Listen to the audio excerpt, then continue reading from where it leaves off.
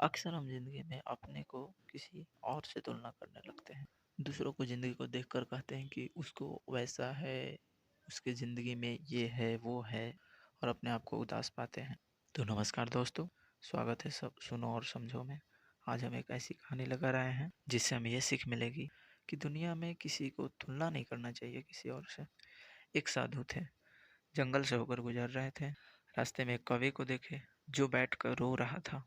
कौवे से उन्होंने पूछा कि क्यों रो रहे हो। कौवा साधु को अपने दुख बताने लगा।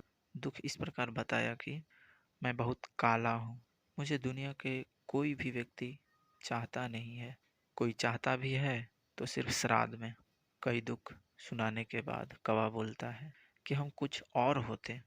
साधु बोले कि क्या चाहते हो तुम?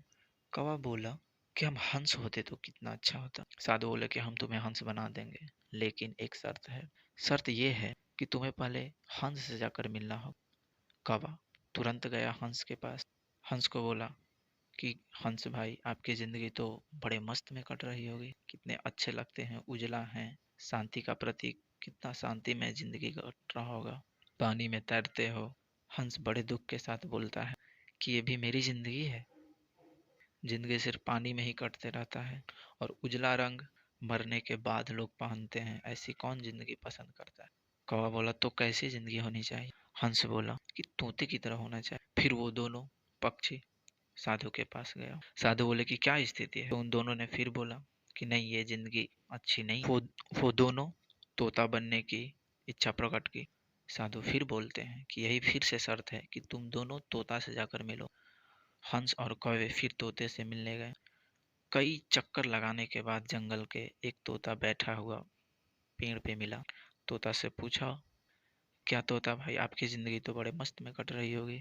बड़े दुख के साथ बोला कि तुम दोनों कई बार चक्कर लगाए, उसके पश्चात मैं मिला। हरे हरे रंग में हम कहाँ छिपे हुए रहते हैं, मुझे कोई जानता भी नहीं है। अर्थात तोता भी बोला कि मेरी भी जिंदगी अच्छी नहीं है, हम भी कुछ और होना चाहते हैं। फिर वो तीनों साधु के पास आए। फिर तीनों ने प्रकट किया कि नहीं, मोर होना चाहिए हम तीनों को। तीनों फिर साधु के आज्ञा के अनुसार मोर के पास गए। मोर की बड़ाई करते हुए वो तीनों बोले कि क्या आपकी जिंदगी है, आप जब पंख फैलाते हैं तो लोग देखने के लिए तरसते हैं। कई तरह के अच्छाइयों के बताने के बाद मोर की स्थिति जब हुई बोलने की, तब बोलता है कि मेरी जिंदगी इतनी आसान नहीं है जितने तुम लोग समझ रहे हो।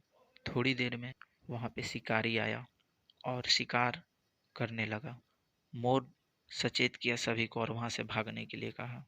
और एक स्थान पे जाकर मोर ने समझाया कि यह है मेरी जिंदगी, मुझे कब कौन मार देगा, उस खूबसूरती के लिए घर में हमारे पंख को लगाने के लिए कोई नहीं जानता है। तो कौवे ने बोला तो जिंदगी किसकी अच्छी है? मोर ने बोला कि आपकी जिंदगी अच्छी है। कौवा हैरान हो गया, कैसे? मोर ने बोला कि तुम्हें कोई नहीं पसंद करता है, अर्थात आपकी जिंदगी सुखमय है, किसी से मतलब नहीं, अपनी जिंदगी आपकी चल रही है। मेरी क्या है, मेरी जिंदगी के लिए सब व्याकुल हैं, मेरे शरीर के पंख के लिए व्याकुल है, मेरी जिंदगी के लिए खतरा है, लेकिन आपकी जिंदगी सुखमय है। जिंदगी में ऐसे ही हम लोग छोटी छोटी सोच को लेकर चिंतित रहते हैं। सबकी जिंदगी अमूल्य है, अपने आप में एक शक्ति है, उसे पहचानने की आवश्यकता है। जिंदगी में बढ़ते रहें और अपने आप को किसी से कम नहीं समझना चाहिए।